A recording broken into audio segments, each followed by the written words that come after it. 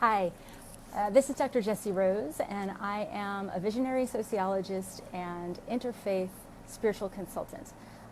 That's what I'm calling myself lately. I've actually done so many things in my life, and I'm going to talk a little bit about my story here today, but we've got about 30 minutes, and I want to tell you how to read tarot cards. There's a class that I teach. I'm going to tell you a little bit about that, and I want to just kind of go through, share with you about who I am, how I came to tarot, what it is that's different in my approach, because there are a lot of books out there, a lot of people who teach, and certainly you can work with the cards themselves and start to learn. Hey Dorothy, Inez, I'm so happy to see you. And yeah, so I'm wanting to move a little fast through this material just so we don't stay here very long, because I used to get paid to teach for a living, and I would be talking for 2 hours at a time, so it's very easy for me to go in that direction.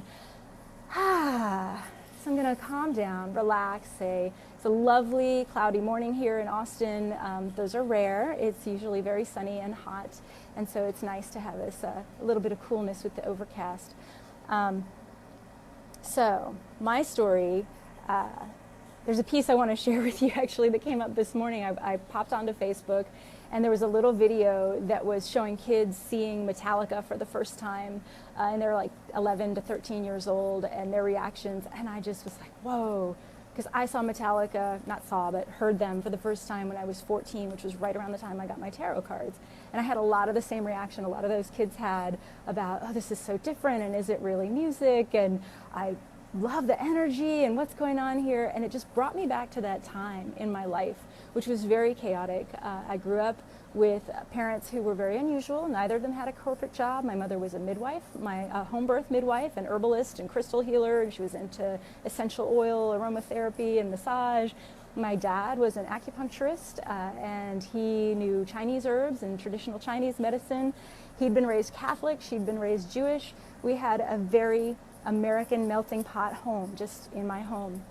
And but they also had a lot of demons that they brought, just like many people do, and were struggling with their own issues. We had a really dysfunctional family. My mother bought me my first deck of tarot cards. I was 14, so it was right around that same time that I first heard Metallica. So think of that energy of Metallica. That was where my heart was right then. And then these cards with these mystical images and beauty, and it captured all of the emotional range, the heartache, the longing, sadness, beauty, desire, everything. It was just very deep emotional connection for me with the cards. And I want to encourage you, if you've got a question that you would be willing to have me read, and it can be anonymous, you could just pull a card for me. I would like to read for folks a little bit in a few minutes. I'm going to tell a little more about my story. I'm going to tell about how to read tarot cards, and I'm going to actually read a little bit for you. So if you would like me to read for you, just post your question or read for me in the comments, and I will do that. So as far as where I was at when I got the cards, I was also really into ESP. That was the first term I had heard, ESP and psychic powers. And I didn't believe that people could tell the future. And I still, the future is not decided yet. There are multiple futures spreading out from this moment, with the future splitting at every potential point along the way. It's highly complex. However, if you don't make changes, if you keep going down the path you're going, that you can see, and it doesn't take special powers. We all have the ability to of foresight and insight. Some of us study it, and some of us get very deeply connected. Some of us might even have a predisposition. It might be our gift that we're born with, as you know, some athletes are born with greater athletic ability and things like that. But what I hooked into when I first heard about, well, could psychic stuff be real, was the fact that we all have a sixth sense. And now, years later, we talk about intuition, and we recognize the importance of intuition, especially for creativity, for innovation, for acting fast, for making gut decisions, things like that. But back then, it was, like, oh, crystal balls and tarot cards, and it was fun. I was a teenager, good stuff. So the reason I kept going with it, though, is that my own life path had so much drama. I'm just going to call it drama. And all of those ups and downs and all of the emotional experience of that, there was a lot of confusion and a lot of chaos, and there were many, many times in my life where I turned to the cards as a way of connecting with something larger than me. Not that I was worshiping the cards, but the cards were like a tool for prayer. So think of like a rosary bead being a tool for prayer, or mala beads, or anything that someone might connect with that's outside of themselves to connect even further outside of themselves. And that's what I did. So the tarot scares me, the images. I have done a stream in the past about some of the scarier images and why they don't have to be so scary, because these are archetypal energies. And sometimes when we turn away from the scariest things, they get even bigger. Some people are not seeing the option to comment. Another way they can get me a question, Melissa, if you're willing to let people friend you and send you a question, that would be really great. So if anyone sees Melissa Engelman in my comments, if you want to send it to her and then she can send it to me, then we'll do it that way. I'm still learning this technology. You may have noticed I've done these Facebook challenges, and now I'm just really experimenting on how do I use this in my business, because it is so much fun and it's fantastic, and I care about my business. So I want to share a little bit about that too. So tarot has stayed with me for my life through every challenge, every like, what's going on in this relationship? What do I do with my life? How do I make this choice now? And it's been so helpful. And as I've read for other people, it's been helpful for them. And the feedback I've gotten from other people has also kept me going. But it's the art too, at the depth of it, the art of the beauty of, I just want to show you one little card right now. I just pull one from my deck. Here's the Queen of Cups. And she's just about to sip. And cups being emotions, she's considering a new feeling. You see that shell behind her. It's like Aphrodite's shell that she was born in. There's this potential for love and the ocean, and also a moment of hesitation. You know, so now I'm in this place where I'm really putting my energy into doing this in my business. I've been an entrepreneur off and on for 15 years with varying degrees of success, and like many of us, often, hey Max, glad you're here, often having to run back into the more traditional world and getting a paycheck and getting a job.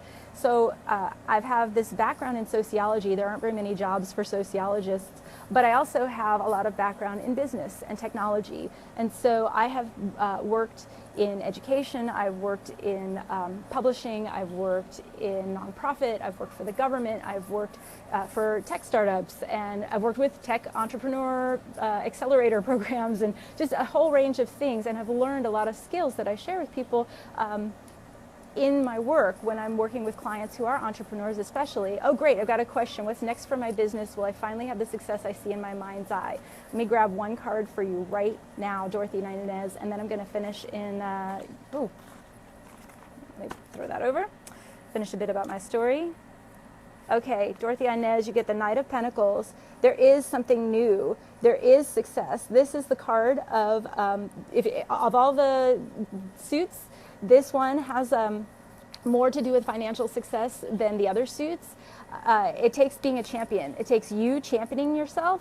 It takes connecting with a champion. If you do not have the masculine energy supporting you, either in your own systems and processes and that side of your business, then in also a man or a partner who brings that to your work. And I will be happy to talk with you more about this later, because there is definitely, yes, the success is possible, but you've got to get the structures in place. So it's about getting the right structures and the right support. Thank you for your question, Dorothy Inez. Okay, in April, when I was working for a tech startup that supports entrepreneurial education in the online space, I was laid off. Two-thirds of the company were laid off, and that's fine. That's what happens in that game, and it's part of it. But at that time, I took the opportunity and I gave myself permission to do my own business again. So for the past several months, I've been focusing my energy there. And one of the things that I've done is I've put together this class. I've been reading and I've been doing this class, and some of you may have seen some of my live streams about Koya. I've also been pursuing my Koya teacher training. Please support that if you can. Please get a reading if you're interested. But what I want to talk about today in particular is the class, because we've got a great group of people in there. The community is just starting to really reach a tipping point where folks can interact with each other and be learning together. And the class exists inside of Facebook. So it's a group, and people can do their lessons at their own pace, and then also share what they're doing through their art journaling, because we're learning tarot through art journaling in there.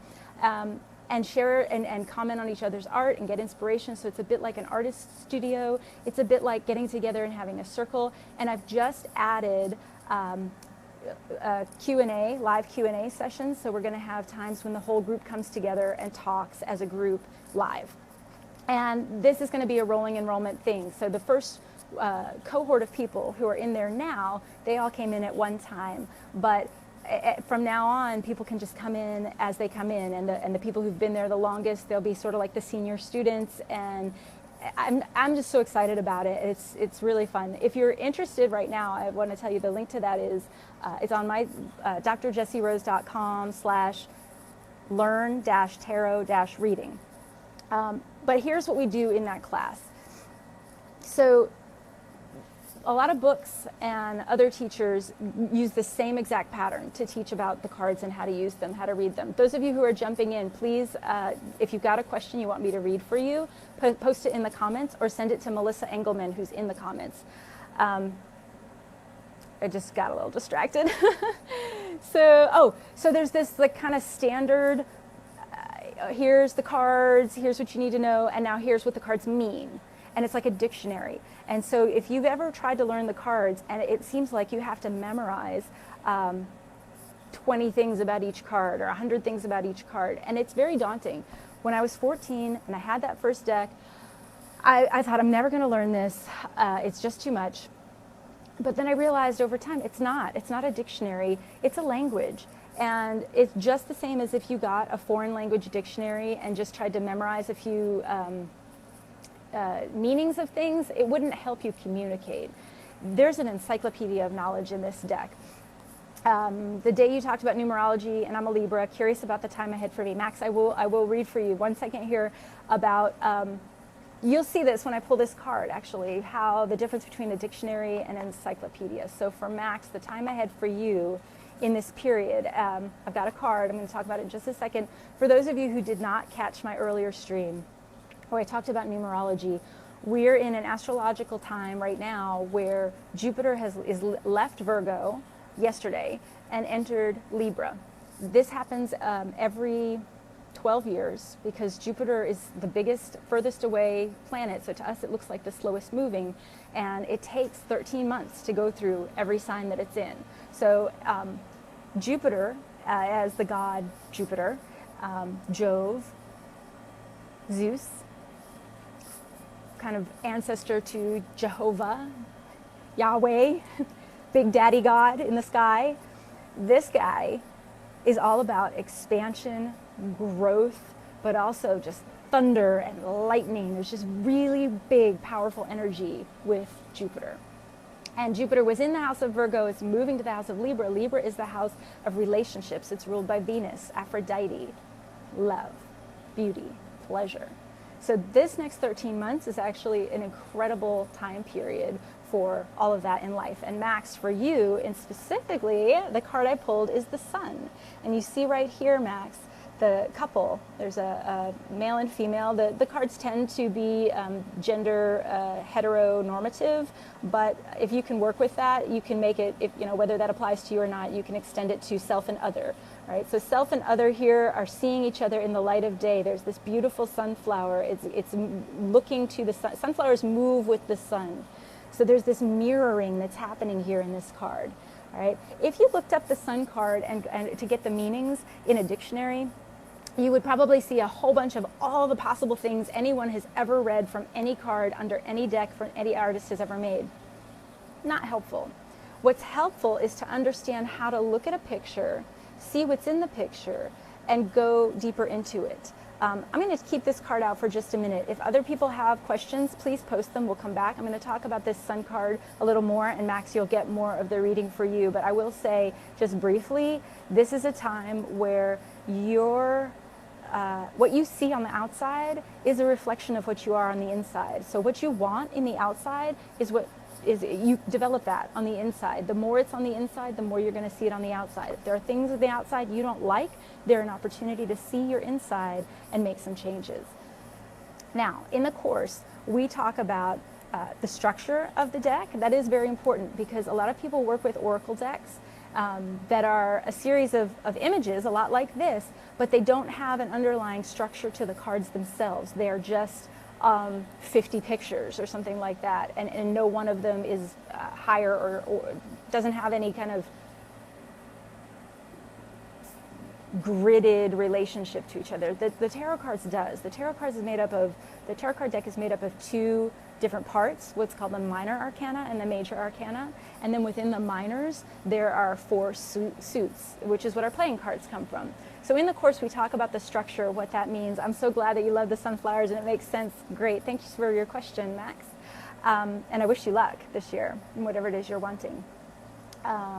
So we talk about the structure, what that means, how to work with it, how to make sense of it, how to bring that into your reading. This card that Max had, the Sun, is from the major arcanas, which means that it's not just about everyday life stuff. It's about the deeper spiritual journey. And so we talk about that spiritual journey and how it's laid out in the story of tarot. One way I love to talk about and understand tarot is to think of it as a book that's not bound. It's an unbound book, which means when you shuffle it and you reorder the pages, you can tell an infinite number of stories depending on which handful of pages you pull out or what order you pull all of them. At this point, when I do my big full reading, we go through the whole deck and I just tell your story based on the entire deck in that moment. So then, second in the class, we go into and talk about symbology. There are 5 parts to the class. There's like more than 25 lessons in this class. So the symbology would be talking about things like, what are all of the possible symbols in here? We have plants, and we have people, and we have a landscape. You can see there's this a brick wall here behind them, this brick wall. Now, if there were different objects in the cards, different symbols that relate even to other stories, other systems of correspondence. Here's another card I'm just pulling. This is the 3 of Pentacles, the 3 of Coins, and we have a figure inside a space doing some work with a hammer. And anything we would describe, even the colors, that's all part of the symbol that you find in the card. Then the third module, we get into interpretation. How do you take these symbols and read them? What hammer, let's just take a hammer. So let's say hammer is a symbol from that last card we looked at. What are all the associations with a hammer? What first comes to mind? Thor's hammer. So now that there's a hammer in there, now Thor is part of our story. And if you know more about Thor, then it may bring in more aspects of that energy that get to be part of what's going on for the person you're reading for at the time. We go into all of this in the class. Then the 4th module, we get into readings, how to actually do readings. So again, if you're in here and you want me to do a reading, I have time for 1 or 2 more. By the time, no matter what, if you've never read tarot cards or if you've been reading for 30 years like me, by the time you get to the end, you will either know how to do readings or the way you do readings will change, because there are so many ways of doing this. Let's see, Melissa, I don't know how to phrase my question. I'm curious about if I should keep pursuing my music endeavors. Okay, I'm gonna pull, so this is actually a great question. A lot of times people are afraid of tarot in part because there are readers who will answer a question like this and say yes or no. Most of the time I won't, because that is, that's telling somebody else what to do, and the cards really don't have that power. They don't have they're not the all-seeing eye of the truth of everything, of what's right and wrong. So, putting that aside, I see that, Melissa, that in your question isn't just, should I keep doing it? The question is more like, am I wasting my time? Is there something better that I could be doing? What's going to happen? Is there hope? Do I even have hope? Is there a possibility of success? That was like Dorothy Inez's question earlier. Is the direction I'm headed in the way I want to go? Now that's a better question, because we can even lay out cards in a path and say, well, if this person continues to go in the way they're going, what comes up? And if they turn away from what they're doing, this thing that they're not sure is the way to spend their energy, what else is possible? Now we are opening to possibilities, and that is what this is about. Opening to possibilities and seeing how to move out of stuckness and make better decisions. So for Melissa, and by the way, I do talk about this stuff in the class, but also when I read for people, sometimes we spend a bit in the beginning just getting the clarity about the right question, because that makes all the difference, asking the right question to get a useful answer. So Melissa, the card that I've pulled for you, holding this phone, I have to get a little stand for these things. So the Emperor, this is another major arcana card. The Emperor has to do with structure, a bit like I was saying for Dorothea Inez, and I see she's just popped up and said, can you please repeat yours? So Dorothy, what I'm going to say is actually holds for both you and Melissa at 2 different levels. And this is really neat. I don't have the card here easily to grab the Knight of Pentacles again, but the Knight of Pentacles, and then now the Emperor, I'm going to hold up this one because it's a higher order, but of the same kind of energy. In both of these cards, we're talking about structure and organization and the masculine energy, about being able to rule and build an empire. So we also see here this eagle, which is in our money, but it was in Rome's money, and it was in Rome's money because the eagle was related to Jupiter. That was actually Jupiter's spirit animal. So Jupiter being, you can think of Zeus in the sky with the clouds and the thunderbolt, and an eagle.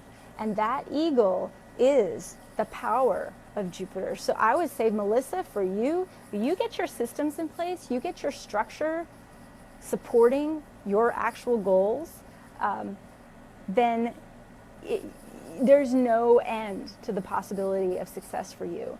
And Dorothea Inez, for your reading, now this, but it's a spiritual thing for you, Melissa. It's about getting over some of the deep, long-standing, possibly even for generations in your family, blocks. So that work is going to be really important for you. For Dorothea Inez, yours is not such a deep aspect of this. For you, it's about your systems, it's about your processes, it's about getting the masculine energy championing your dream. So whether that's your own internal masculine energy or the support of people outside of you, especially the male people in your life, that's what it's going to take. Okay.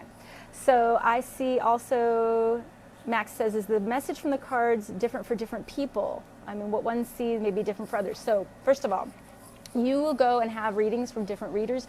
You will get the same card from the same reader on a different day, and the meaning may come up different, especially because most readings, you're not just pulling one card. When you get a real full reading, all the cards are coming up, and the cards, they're a tool for stimulating the knowledge and the information that the person who's reading for you has. And honestly, what I've learned over time is the messages that will come through from wherever. It's just intuitive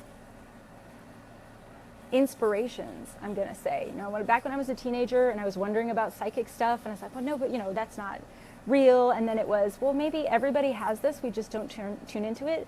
And now I am solid in the knowing that everybody has this. Some of us spend more time giving it credibility and studying how to be more open to it and learn it and use it more. But there isn't a single person on this planet who's never felt a moment of divine inspiration that they can't explain. That happens more even in a reading. So those, say a sunflower as a symbol, is going to mean different things to different people. Some of the meanings are the same all the time. I mean, a sunflower is connected to the sun. That is there. Nobody can deny that a sunflower is going to have a meaning associated to all of the other things associated with sun. Brightness, light, warmth, the color yellow and orange, life-giving properties, opening, sunflowers, movement, right? Those things are, yes, they could be in a dictionary and everybody would agree.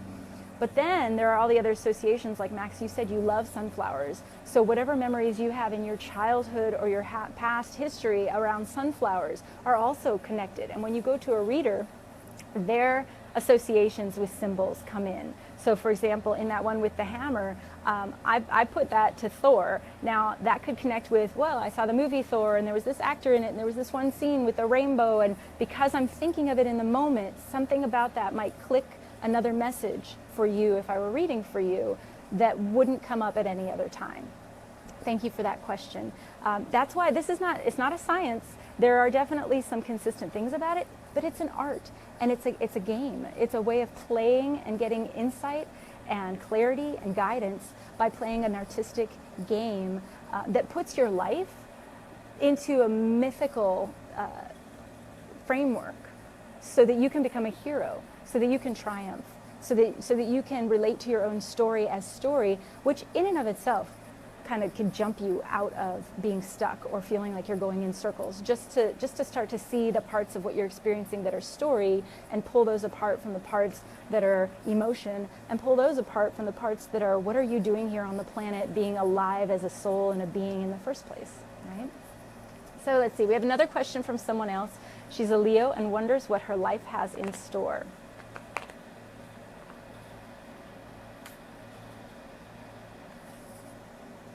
So I'm wondering about this Leo, what kind of work she does, because I'm suspecting from pulling this card, 10 of Rods, that she has worked pretty hard. She has come to the end of a cycle in her work. And I'm going to pull another card. So we have the Hermit. You see this figure standing up on a mountain holding the lantern of wisdom. There's the Star of David, as above, so below. It's an alchemical symbol as well. And he's an elder and solitary, looking out. So for this Leo with this question, my question is, are you still the student? Are you the teacher? Are you ready to teach? When the student is ready, the teacher appears, and the teacher in you is sad. So where are your students and what have you done to reach out? And this doesn't have to be, like teaching in a school, but sharing your wisdom, sharing what you've learned from the work that you've done, being willing to put it out there as a light to illuminate a path to others, to show from where you've come and help other people maybe have a smoother journey of it. So that's my answer to the Leo. One more thing, and then Dawn, I want to answer your question. I do see it. So in the class we've talked about, and this is what we do there, is we do structure, symbology, interpretation, readings, and then esoterica. Okay, esoterica means secret knowledge or wisdom that not very many people access. And I've lumped in here a few branches of the esoterica that I have studied over the years: astrology, numerology, Kabbalah, and alchemy. There may be more that get added over time, but each of these cards, so because we talk about archetypes, and then when you get into archetypes, astrology is a whole other system of knowing that draws on archetypal lore and symbology and things like that. And so we talk a bit about how does astrology intersect with and overlap with the tarot. I see if I can pull a card that has some astrological symbolism, because knowing astrological symbolism and how to do a little bit of astrology, not the kind that's in the newspaper, not horoscopes, but the actual science of it. Here's one. So the Empress. So this card, the Empress, is Venus, Aphrodite. Right? If we know that this is the same archetype as that goddess, then we also know that this card has an association with Libra. There is nothing in the card that would tell us anything that says Libra. You have to make those leaps by knowing a bit more than what's just in the cards. Now look at her shield. Do you see that eagle? And do you remember what I said about Jupiter and his spirit animal being the eagle? Now that eagle is on her shield. Venus is holding the shield of Jupiter in her lap. This time, and I'm just going to come out of tarot back to the astrology, this point in time is really powerful time of a reunion of these energies, and because they're masculine and feminine, kind of what I've been saying about even other people's business, bringing the two together is where our power is. When we are either too masculine or too feminine, when a society is too masculine or too feminine, when your business, when your relationships, when your own being is too masculine or too feminine, you are out of balance. Think of the scales, think of the Libra scales, being in balance or being out of balance. And this time is, for the next 13 months, a wonderful opportunity for masculine and feminine energies. Now, this doesn't always mean men and women, but that's part of it.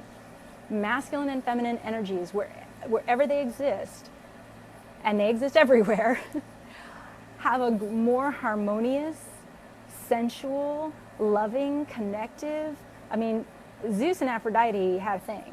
And coming out of Virgo, where sexual energy is often very sublimated into other tasks, he's been a bit hard up. And now he's going to be happy, and she's going to be happy, and she's welcoming him in her arms. So this kind of telling is what happens in a reading, and it is what I teach in my class, so that you can do this too. Now, Dawn, you've asked for some business and financial insight. Business and financial insight. Okay, 3 of Cups. We see 3 women here, and there's food on the table, and probably wine in those cups, because that's how we ladies like to roll often, unless, we don't, some of us don't. And if you look at their crowns, you see these seasonal flowers, spring, summer, and fall. So this is a neat one. I often see this card about sisterhood and celebration and connecting with other women, and that's absolutely part of it. But in this moment, what just came into my mind, what I imagined when you asked me, Dawn, and this, Max, goes back to your question of, is it always the same thing? Do you see those 3 seasons, spring, summer, and fall? Spring is the pink, summer is at the top, fall, you've got the berries, right? Fall berries. I've never thought this before until right now. What that evokes, if you were looking at them and you were the 4th woman, what season would you be? Winter. So you, Dawn, are in a bit of a winter. You're in the winter, right? So what happens in winter then? We hibernate. Now, we as humans, we don't tend to. We have all these technologies that keep us from having to actually submit to the seasons. But imagine archetypally or in a story, if you were painting a picture of winter and you had a blanket of snow, you would have bears hibernating. You would have animals going to sleep for the winter. So spring always comes after winter. Spring will come. There will be a defrosting. There will be a melting. There will be new buds, new flowering. And right now, it's time to hibernate. It's time to rest. It's time to allow that, because when we rest and we hibernate, when we sleep, that's when we dream. So Dawn, my answer for you is to take this opportunity where it feels like winter in your finances and dream. You can journal, you can daydream, but get your vision really clear, because when spring comes and the warm weather returns, you can hit the ground running knowing exactly what to do. That's my answer for you, Dawn. Thank you for the question, and I hope that helps. All right, so I'm going to tell you just a couple more things here. And I'm going to offer you something special because you stayed on the live, and if you're watching this on the replay, what I'm about to say holds for you as well. If you have any interest in studying with me and taking my tarot class, first of all, I priced it really low to begin because I was building it, because I'd never used this platform before. I'd never taught a class in this style. I have 14 years of university teaching education. I'm a really practiced teacher, and I have 30 plus years of expertise that I'm putting into this course. I priced it with 25 lessons and all of the community and everything. I priced it at $150, super low. I wanted it to be accessible. I wanted to get my first group of students in there. That price is making it actually hard to sell because it doesn't reflect the value of what the course really is. So tonight at midnight, I'm raising the price. The course is going to be $375. Still, actually really, really low. What I did was I took those courses, 25 courses, and I priced them at about $15 a piece, which is what it would be if I just was anybody teaching at the community center, and that's $375. So it's still, I think, really, really reasonable.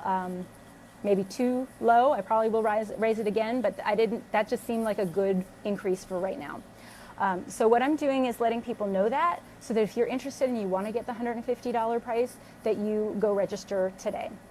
And I wanted to reward those of you who listened in here and say, if you do, if right after this call, within the next 30 minutes, you register for the class or you register someone else for the class, which you can do, then I'm going to enter you in a drawing to win one of my full readings, which I call Your Mystic Quest. And we spend an hour at least, and we go through all the cards, and you get to ask me your really specific questions, your intimate questions. It's personal, it's private.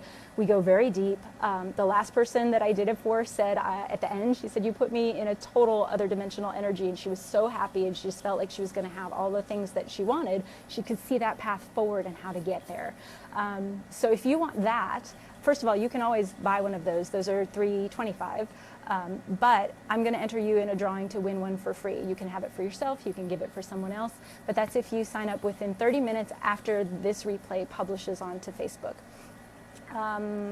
Let's see. Any other questions? I will do one more reading if anybody wants one in the next few minutes. I will also answer any questions about the class. I see there are still a few people in here, and thank you. I appreciate it. Some of you may just be here to support me. I've had a wonderful experience doing these Facebook Live challenges, having friends pop out from different points in my life who just are happy to hear my story and interested to be along for this part of my journey. I do want to say teaching this is so much more fulfilling than what I've taught in the past. It's part of why I left university teaching, because the spiritual things, the esoteric things, the things some people are afraid of, things that most people just really just don't understand, don't have a place there. They don't belong in university, and it's not appropriate and not allowed and not expected and not rewarded to try and teach any of that there, even if you can make it connected to the subject that the class is. And I bring sociology into this tarot class because there are so many, most people are familiar with psychology. I think you may have seen this in my sample that I put out, sample lesson. But psychology has one view on the mind and how it works, and sociology has a different model. And our model of the mind is one that, again, is not very well known in the world out there and needs to get out there because it can help a lot of the problems that we have today. Something else you may know about me or want to know about me is that I have a real strong social justice background. I've been an activist. I've been a direct action activist out in protest actions. I'm a scholar of social movements, and I see that all of this is not just about your personal journey, your personal development. Mary, I will get to you. Thank you. That it's not just about your personal, but the personal is political, and the political is personal. And what's happening to the water in North Dakota affects what's happening in your body right now. And it's being affected by what's happening in the sky, in the planetary sky, because we live in a holographic universe. There is, our perception sees these things as different, distinct, broken apart. So as a scientist, I know, and I see the value in reductionism and breaking things down so you can analyze them and make sense of them and even predict them and control them. And that's where we've come as a society. That's our dominant way, is to break things down into technology so we can sell it and so we can distribute it. And we have had amazing progress as a people, as humans, as a result of that. And at the same time, there's a flip side to that, which is synthesis, bringing things together, showing the commonality, collaboration, right? And we're coming to this time in our history where there's a lot of talk about wanting that, about wanting to innovate in the direction of the sharing economy and things like that. But we're not well steeped in it. We're not well versed in it. Anyway, I ramble a bit because I'm a very strong lateral thinker. So we value a lot of linear thinking in a straight line. And what we ask for, and creativity requires a lot of sideways thinking. So you'll notice, if you haven't already, I do a lot of sideways thinking, and I open up sideways thinking for other people, and I create a safe space for you if you are a sideways thinker to show you how to make use of that. The earlier readings, where we talked about having the structures in place and having processes, that kind of, the linear and the lateral need to work together. So now we are back to that harmony, the masculine and feminine, and Jupiter and Libra. And Mary would like a reading. You say that you're a Pisces, so that I don't know what that means. I think maybe you jumped in and I know what Pisces, I know a bit about what Pisces means. I don't know what that means as far as a question. I think maybe you saw that I was talking about astrology and where we are now. What I'd like to do for you, Mary, is say that as a Pisces, oh, I can say that what you mean is your sun sign. And our sun signs, most people know their sun signs, but all the signs are in everybody's chart. It's just where they are in your chart. Where were they in the sky at the moment you were born? Carl Jung said that it's a lot like the way that the sun affects the crop of grapes, affects the taste of the wine. All the planets affect the being when they're born, affects the taste, the flavor of their personality, of their story, of their life adventure. And so your sun sign in Pisces has to do with what's most comfortable, what you bring into this life. So anything you ever read about Pisces, the fish, that has to do with your easy place. But I want to bring up for you, since you haven't given me a question, Mary, and no one else has asked like this, what's a challenge that's going to come up for you in this next 13 months with Jupiter in Libra? And for you, I have the Knight of Rods. We talked about the Knight of Pentacles a little bit, and now we have a Knight of Rods. You see, it's a similar character. He's got a little, I want to say chameleon. He's not a chameleon. It's a different kind of lizard that's on his arm. He's got a dragon on his crown, and it could be a she. This could be you. Oak leaves on a rod. All right, the rods are about action. The knights are about being a champion. So championing your action, whatever your cause is, that's going to be challenging for you. And that's going to be where your energy is going to pull you a lot. And as a Pisces, tend to be dreamers. Pisces are very open to mystery. And think of the fish, swims in the ocean, very deep emotional comfort zone. So whatever is that comfort zone for you, Mary, in the emotions, may be challenged by the need to act. Right? Champion your cause, take action, find others, find a champion for yourself. We all need to be a champion and have a champion. That's going to be your challenge these next 13 months. Thank you, Mary, for asking that, and everybody else for being here, and viewers for watching on the replay. I want to again remind you that after you finish watching this, I just said 30 minutes after watching, but I realize it might take people a while to watch it. So I'm going to extend that offer and say until 2 o'clock, this afternoon, which is when I take this down.